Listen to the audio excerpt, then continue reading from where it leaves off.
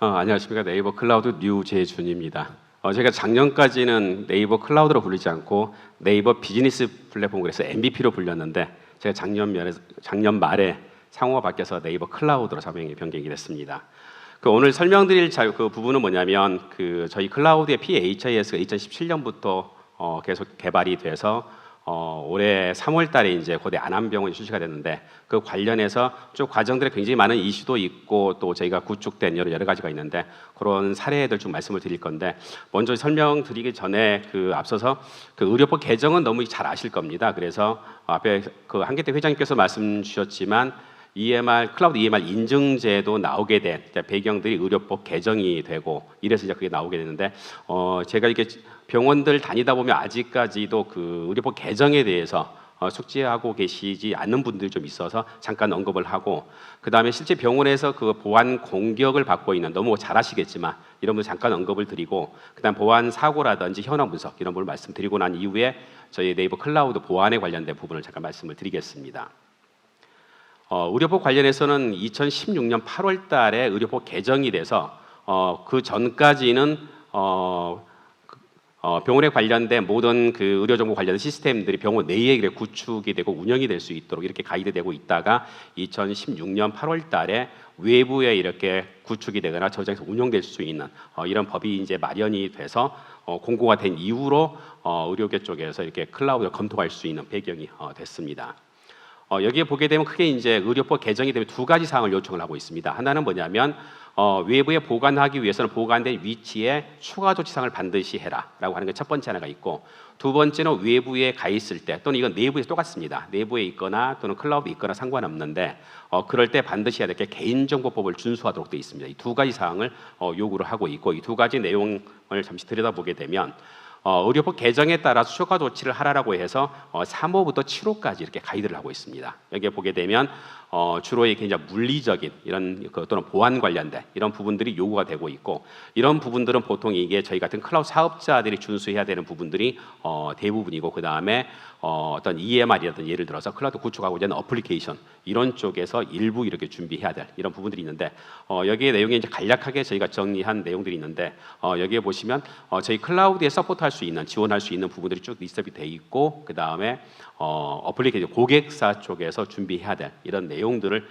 준비가 돼 있는데, 3호, 그 다음에 4호, 5호, 그리고 6호, 7호 이렇게 쭉 돼 있는데, 이 내용에 따라서 전부 다 이렇게 준비가 되면 의료법에 관련된 추가 조치 사항은 전부 다 만족을 하게 됩니다. 그래서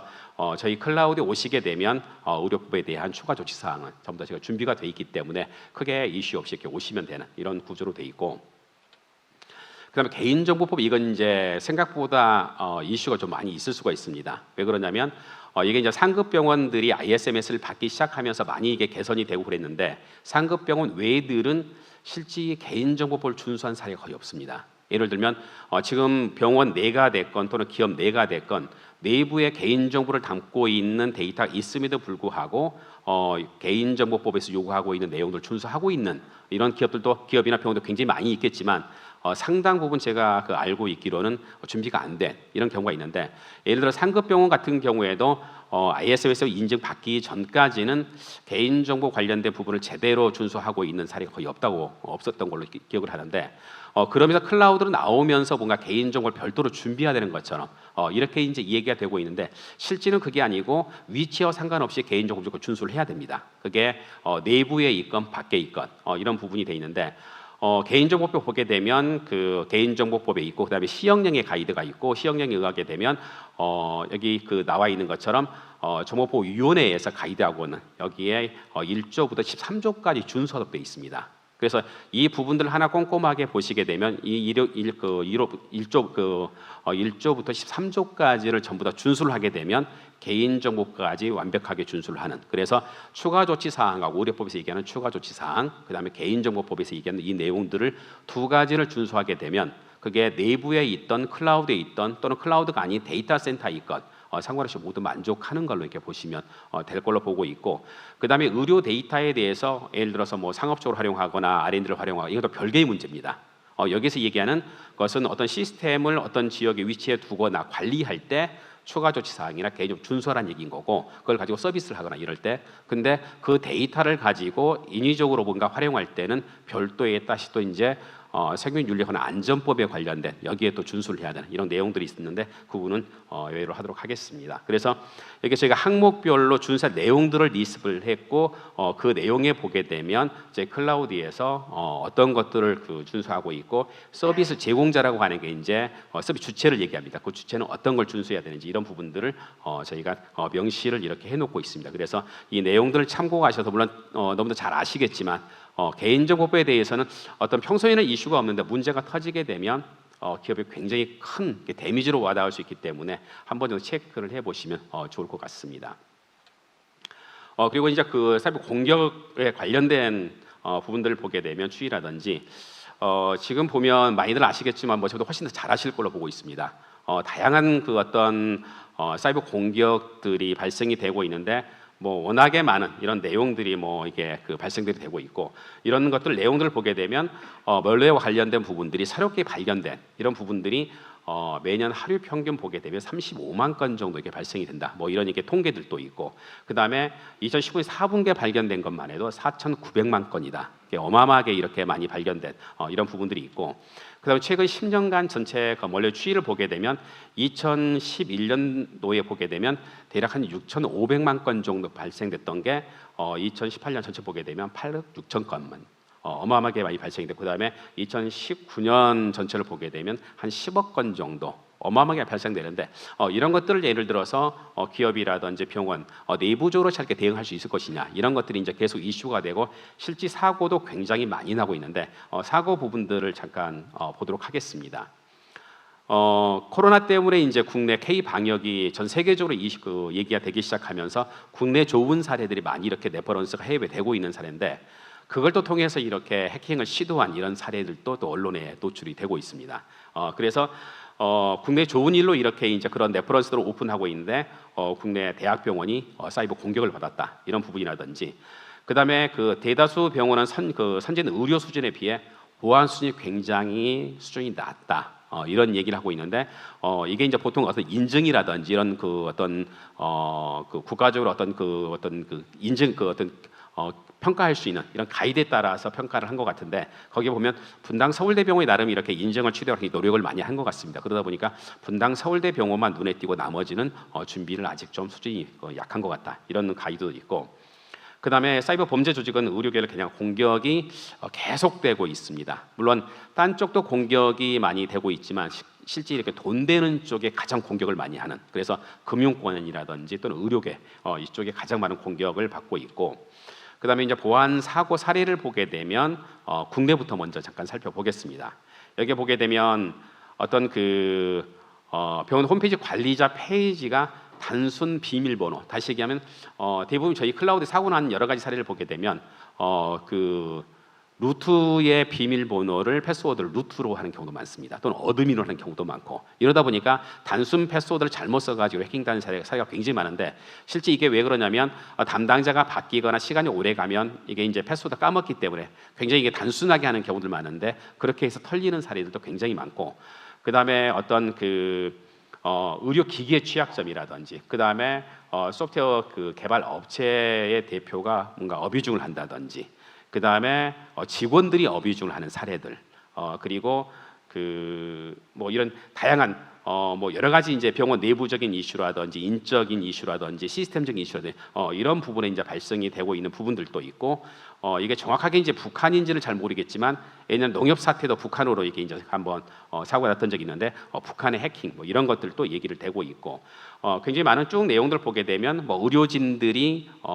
일부 의료 데이터를 유용하는 사례들도 있고 불법적으로 유통이 돼서 그런 사례도 있고 제가 한간에 또 듣는 소문에 의하면 모 제약사에서 어떤 그 로비 정황 때문에 검찰이 내사를 했는데 그 제약사에 가보니까 병원에 굉장히 많은 있어야 될 데이터들이 제약사에 와 있더라. 이걸 추적을 해보니까 불법적으로 이렇게 유통이 된 이런 것들도 꽤 얘기들 되고 있고 이런 것들이 이제 많다 보니까 이 병원 내의 보안도 굉장히 중요하지만 이 데이터들을 R&D 할 때 이 데이터가 유출이 될 경우 어떻게 할 거야 이런 것들에 대한 얘기도 많이 회자가 되고 있는 것 같습니다. 해외 사례도 보게 되면 굉장히 다양한 유형으로 이렇게 발생이 되고 있습니다. 그래서 최근 수년간 의료 분야에 개인정 노출 사고가 굉장히 빈번하게 발생이 되고 있는데, 의료 데이터는 뭔가 예를 들어서 랜섬웨어에 감염이 됐다라고 할 때 환급이 될 수 있는, 뭔가 이렇게 돈을 요구할 때 돈을 지불하고라도 이렇게 뭔가 해결하려고 하는 이런 게 가장 의료나 금융 쪽에 크다 보니까, 특히 이제 의료 쪽은 워낙에 취약하다기 때문에, 금융은 굉장히 중앙관리 시스템 형태로 돼 있기 때문에 굉장히 보안성이 강합니다. 강해도 있고 많은 투자도 하는데, 의료계 쪽은 생각보다 보안 투자가 거의 없는 걸로 알고 있습니다. 그러다 보니까 굉장히 취약하고, 그 다음에 워낙에 데이터가 중요하다 보니까 어떤 협상에 의해서 뭔가 복구하려고 하는 이런 노력들도 많이 있고, 그리고 이제 그 아까 말씀드린 것처럼 정보 보호 투자에 대해서 적극적으로 뭔가 진행이 돼야 되는데 거의 진행이 안 되고 있는 이런 부분들도 있고, 또 병원의 보안 전문가 몇 명이나 될 것인가, 이런 것들도 보게 되면 이슈가 거의 보안 전문가들이 이렇게 상급 병원 빼고는 거의 많이 보유하지 않고 있고, 그 다음에 보안 관제라든지 시뮬레이션 관제라든지 이런 것들도 실제 제대로 하고 있는 병원이 극히 이렇게 드문 걸로 이렇게 보고 있습니다. 그래서 산업 군별로 보안 사고 내용을 보게 되면 다른 산업 분야별 시간은 좀 지나긴 했지만 계속 늘어난다고 합니다. 의료계 쪽은. 그래서 의료계 쪽의 보안 사고가 빨간색에 돼 있는 것처럼 굉장히 급격하게 계속 늘고 있습니다. 아니 앞으로도 계속 꾸준하게 더 늘 수밖에 없는 이런 걸로 보이고 있고, 그다음에 의료 보안 수준 현황을 이렇게 이제 파악을 해보니까 예산을 확보하지 못해서 어떤 보안 환경을 준수하지 못하는, 보안 시스템을 갖추지 못하는 이런 부분들이 가장 많은 걸로 이렇게 답변들을 하고 있고, 그다음에 정보보호 애로사항으로 보게 되면 어떤 예산에 대한 미확보, 그다음에 전문 인력 또는 전문 인력에 대한 운영, 이런 부분들에 대한 현실적인 어떤 정보 보호에 대한 어떤 병원에서 느끼는, 또는 어떤 결국은 뭐냐 경영진 쪽에서 이게 보안에 대한 중요성을 느껴야 되는 건데, 이런 부분이 상당히 많이 결여가 돼 있는 이런 부분들이 현실인 것 같고, 치매 사고 대응 활동도 이렇게 보게 되면 전체 치매 사고 대응 활동을 하고 있는 게 전체 한 17.5%라고 하는 이런 이게 기사도 있었는데, 보게 되면 대부분이 다 보안 사고가 나거나 그 전에 보게 되면 아무 일을 안 하는 이런 게 보통 일반적으로 이렇게 이제 빚어지고 있는 상황인데, 보시다시피 17.5%라고 굉장히 낮은 수준입니다. 거의 보안은 안 하고 있다라고 하는, 여기 아마 대부분이 17.5%에 해당되는 게 주로 이제 종합병원 이상급이 해당이 될 것 같고, 그 이하는 대부분이 다 아마 아무것도 안 하지 않을까, 이런 부분들이 있는데, 이런 게 실제 현실적인 문제가 되고 있고, 이런 게 이제 클라우드 EMR 인증제도 얘기되고 있듯이 이런 게 이제 가시화되고 있다는 얘기는 뭔가 보안 사고가 나게 되면 정부 당국에서도 관리를 하겠다, 이런 이제 의지 표현으로 이렇게 읽히고 있기 때문에 이런 준비들을, 보안에 대한 준비들을 하는 것들이 굉장히 중요한 걸로 이렇게 보고 있습니다. 그다음에 의료 보안 수준 현황을 보더라도 의료 정보가 10배 이상 높은 가격으로, 아까 말씀드린 것처럼 굉장히 높은 가격으로 이렇게 거래가 될 수 있는 이러다 보니까 그 내용을 조금 이제 보다 보면 국내 보안 점수를 봤을 때 거의 이게 낙제점 수준이다. 전 세계 이제 글로벌 보게 되면 이런 것도 있고, 그다음에 대형 병원 20개 중에 17개가 위반하고 있는데, 이게 시간이 좀 오래된 부분이긴 하는데, ISMS 이게 인증이 필수가 되면서 많은 대형 병원들이 바뀐 걸로, 그래서 대부분이 다 준수하는 걸로 이렇게 알고 있는데, IS를 받고 있지 않는 병원들은 아직도 비슷한 수준이 아닐까라고 이렇게 보고 있고, 특히 이게 동네 병원이라든지 그 다음에 뭐 2차 병원 같은 경우에는 아직도 좀 이게 여러 가지로 개선해야 될 필요가 있지 않을까라고 보고 있는 부분이고, 보시다시피 중소병원 보안 관리 현황 보더라도 굉장히 이렇게 수준이 높지 않습니다. 그래서 특히 이제 병원 규모가 적을수록 보안에 굉장히 많이 이게 노출돼 있는, 또 위협에 노출돼 있는 이런 부분들이 좀 개선할 포인트가 있지 않을까 이렇게 보고 있고, 자, 그런 부분들을 저희 클라우드에서 이제 준비하고 있는 부분들을 이제 잠깐 이게 보시게 되면, 저희가 이제 고대 안암병원 PAHI 도입을 제가 2017년부터 같이 쭉 준비를 해왔고, 3월달에 안암병원이 이제 오픈이 됐고, 그 다음에 이달에 이제 구로병원, 그 다음에 9월달에 안산병원 3개 병원이 올라오면서 이제 서비스 되게 돼 있는데,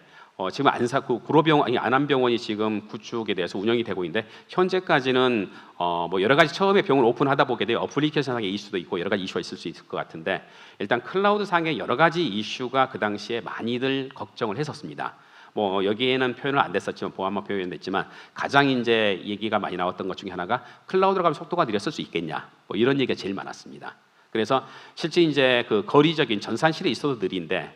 이게 클라우드로 가게 되면 거리적인 이슈 때문에 훨씬 더 느릴 거다. 이런 식의 이제 걱정도 많이 했는데 실제 클라우드에 옮기고 구현해 보니까 운영해 보니까 실제 속도 지연에 대한 이슈는 전혀 없었습니다. 그 다음에 어떤 안정성 부분도 저희가 데이터 센터 2개에다 3중화 구축을 했습니다. 그래서 보통 이렇게 로컬에 2중화를 구성하는데 저희는 또 하나 데이터 센터에 실시간 이렇게 백업할 수 있도록 DR 형태인데 동시에 액티브 형태로 가동될 수 있도록 3중화 백업이 돼 있어서 굉장히 안정성을 확보한 그다음 이런 구성으로 돼 있고 속도 부분도 해결돼 있다고 말씀을 드리고 싶고 보안에 관련된 부분에 대해서 잠깐 이제 말씀을 드리면 병원 시스템 클라우드 도도 법적으로 문제가 없을까? 라고 하는 아직도 의료진들 얘기하면 굉장히 많은 질문을 하십니다. 근데 아까 이 부분에 제가 의료법 관련된 부분하고 개인정보 부분 말씀을 드렸다듯이 실제 법적으로는 전혀 문제가 없고 정부에서 굉장히 많은 PHS도 그렇고 닥터에스도 그렇고 그다음에 AI 기반 응급의료도 그렇고 그다음에 뭐 마이데이터 사업이라든지 그리고 예를 들어 학습용 데이터라든지 굉장히 많은 부분들이 클라우드에서 이렇게 구현이 되고 있습니다. 그다음 정부가 주도하는 사업들이 되고 있고 그다음에 보건복지 최근에 그 보건의정보원에서 서비스하고 있는 마이헬스웨이도 저희 클라우드 서비스가 되고 있습니다. 이런 것처럼 이미 클라우드에서 그런 서비스 되는 게 전혀 이슈가 없기 때문에 법적으로 해결이 되어 있는 이런 부분이고 그다음에 클라우드 데이터에 저희 클라우드 데이터가 저장이 되면 그거 전부 다 네이버가 들여다볼 거다. 그래서 이미 클라우드에 가 있기 때문에 그거 오너십은 클라우드 사업자가 가져갈 거다. 뭐 이런 생각하는데 전혀 그런 게 아닙니다. 그 다음에 클라우드 저장된 데이터 관리 주체는 말씀하신 것처럼 저희는 공간만 제공할 뿐이지 모든 안에 있는 시설들에 대해서 철저하게 고객이 예를 들어 차를 렌트하면 그 차의 온전한 소유 관리 권한을 전부 다 그 고객이 갖듯이 클라우드 똑같이 보시면 될 것 같고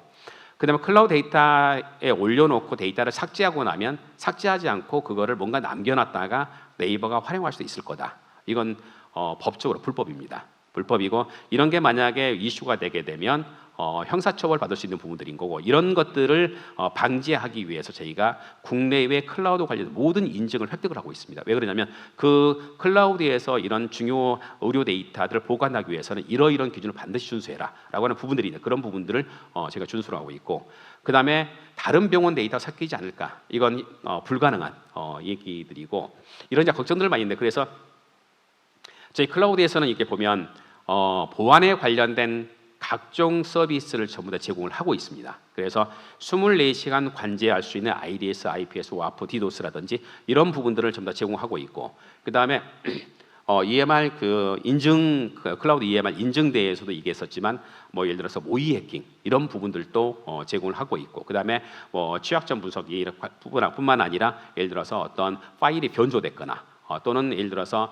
다양한 웹 관련된 시큐리티 이런 사전에 그 어떤 그 관제할 수 있는 이런 부분이라든지 이런 보호할 수 있는 부분들을 각 영역별로 전부 다 서비스를 제공하고 있어서 이런 부분들을 잘 활용을 하시게 되면 개인정보법에서 요구하는 이런 부분들을 전부 다 만족하실 수가 있습니다. 단지 이제 이 부분들은 무료가 아니라 유료라는 이게 단점이 있긴 하는데 이런 것들을 내부에 구축을 하시더라도 전부 다 라이센스를 사거나 장비를 사거나 이렇게 구축을 하듯이 클라우드에는 이렇게 그 구독 형태로 이용할 수 있도록 구성이 되어 있고 그 다음에 저희 보안 관제를 받으시게 되면 저희 보안 관제는 네이버 포탈 보안 관제 인력들이 같이 하고 있습니다. 또 글로벌 서비스하고 있는 라인까지도 그 보안 관제들이 같이 하고 있는데 다시 얘기하면 그 보안 관제를 받으시게 되면 네이버 포탈하고 그 다음에 라인하고 똑같은 보안 수준을 유지할 수 있다. 이렇게 보시면 될 것 같고 관제를 하고 있는 중간에 무슨 이슈가 발견이 되게 되면 바로 디텍션돼서 분석을 하고 고객에서 노티가 돼서 공도로 같이 대응을 하게 됩니다. 그 다음에 그런 내용들은 저희가 월간 단위로 이렇게 리포팅을 해서 고객사에서 서로 공유를 해가면서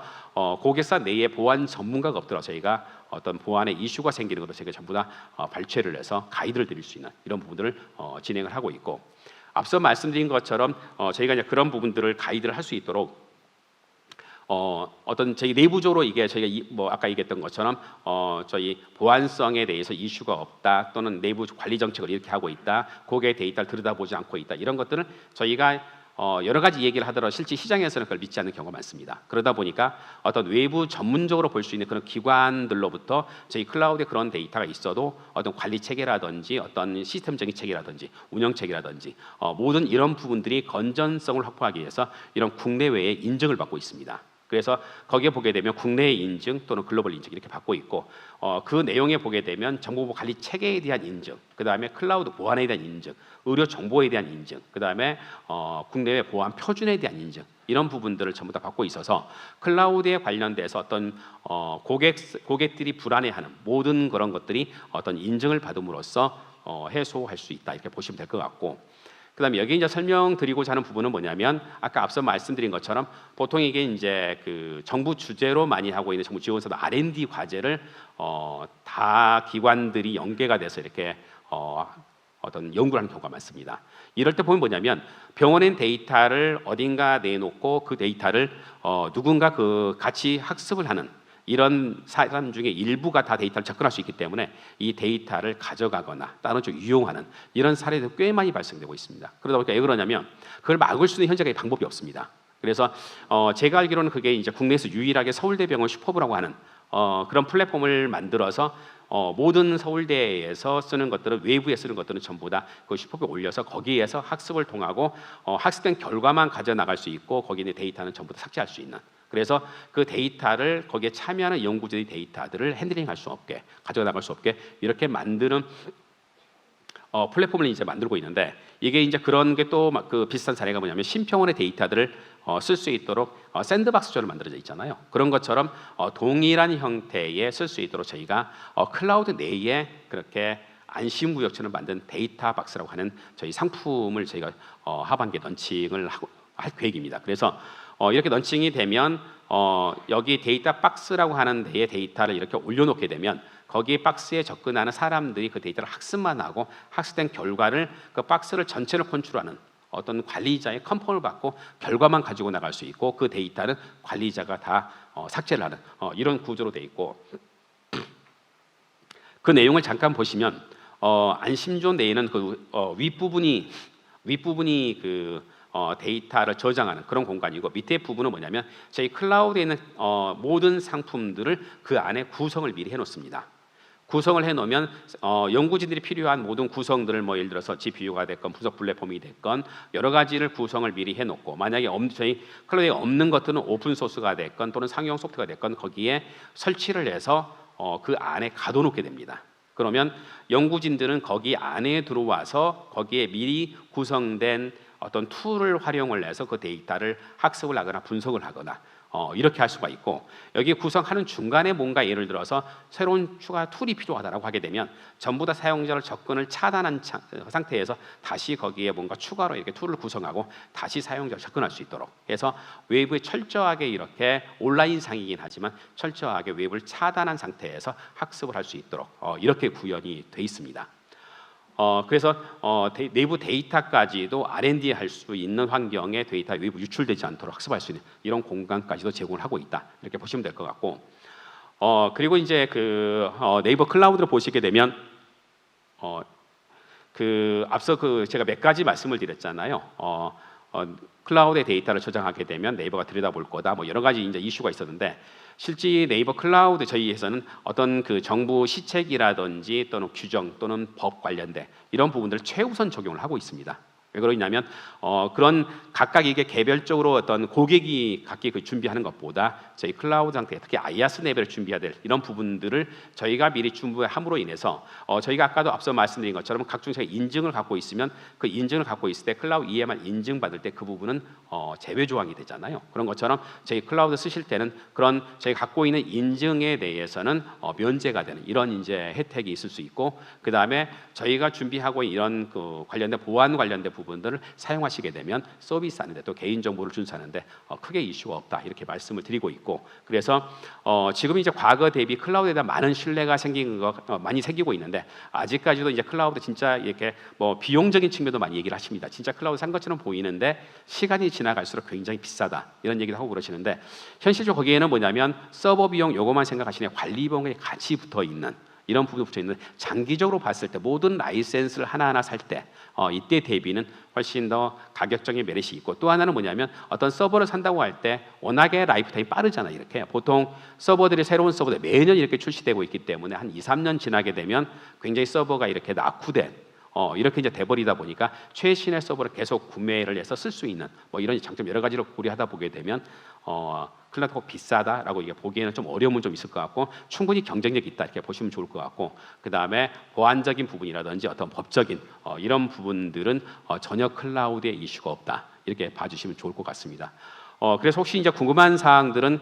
저희 그 네이버 클라우드를 검색하시게 되면 저희 고객센터 쪽에 언제든지 문의를 하실 수가 있습니다. 그쪽에 문의하시게 되면 저희가 고객센터를 24시간 운영을 하고 있기 때문에 온라인 문의를 하거나 전화 문의하거나 이렇게 하시게 되면 실시간 답변을 드릴 수 있고 그 다음에 사용 중에도 그런 문제가 생기게 되면 고객센터를 통해서 문의를 하시게 되면 24시간 실시간 서포트를 받을 수 있기 때문에 그 창구를 통해서 문의를 주시게 되면 제가 적극적으로 대응을 하도록 하겠습니다. 감사합니다.